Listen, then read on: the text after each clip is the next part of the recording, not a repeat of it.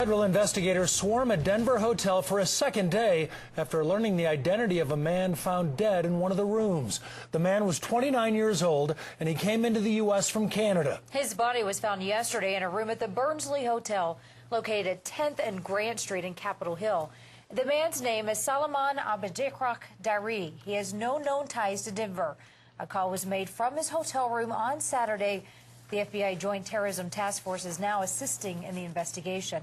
CBS 4's Jody Brooks live outside the hotel tonight. And Jody, investigators also found a 2-liter bottle thought to contain cyanide.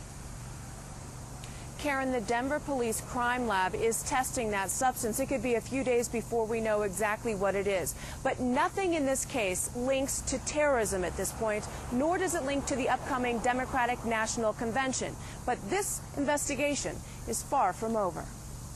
At this point, the FBI will not confirm it's cyanide, but it's ramping up the investigation by bringing in specialized agents. Our Joint Terrorism Task Force is involved in this simply because it's the victim here is from another country, and it just kind of makes sense that our terrorism guys would take a look at this. One guy that knows cyanide. It's poisonous. It's Dr. Andrew Turnay. I don't see how anybody could do anything but look into the possibility that this is a potential terrorist attack. Dr. Turnay has worked with the U.S. Department of Defense for 25 years. He's published textbooks and written The Language of Nightmares, a glossary of all things deadly, including cyanide. So if somebody says, oh my God, I've just gotten exposed to something, whatever it is. It's Dr. Turnay who develops a drug to counteract the poison. So when he learned of the discovery of a container with what might be cyanide at the Burnsley Hotel, The very first thought that came to my mind was murder or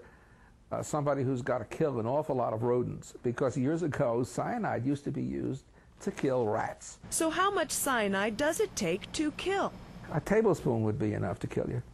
Less, actually. It's why this investigation continues. Now, Dr. Turnay says that if this substance turns out to be cyanide, the question is, how pure is it? He says if this powder is 10% cyanide, then it's not nearly as lethal. Meanwhile, the Burnsley Hotel here has been declared safe by authorities and is open for business. Karen? So, Jody, if this does turn out to be cyanide, it sure makes you wonder how a person would get their hands on it in the first place. Dr. Turnay says it depends on how much you want. He says if you wanted to order a quarter of a pound of cyanide, he'd fill out the paperwork. It wouldn't be too difficult to get. He says, but if you ordered 50 pounds or 100 pounds, he says it's not accessible, and by ordering it, it would certainly raise some red flags. Karen? All right, Jody, thank you.